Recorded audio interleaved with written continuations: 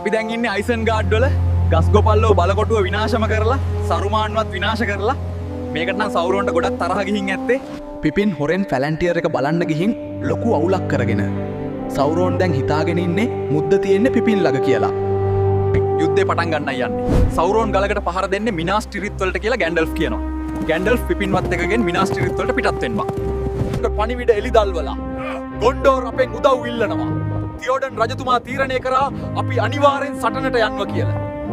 ඇන්ඩූරිල් ගිනි දැල්ලෙන් නැවත එක වුණ නාසිල් අසිපත එල්රොන්ඩ් තුමාණන් විසින් ඇරගොන්ට දෙන්නවා. ඩන් හැරෝ වල මලවුන්ගේ හමුදාවේ සහාය ගන්න ඇරගොන්ට පුළුවන් වෙයිලු. මේ ඉන්නේ මලුන්ගේ හමුදාව. ඔසිල්ඩූර්ගේ උරුමකාරයට සේවය කරන්න මුන් දිවුරලා තියෙනවා. නැති වුණ ගෞරවය හා නිදහස වෙනුවෙන් ඇරගොන්ට සහාය දෙන්න කැමති වුණා.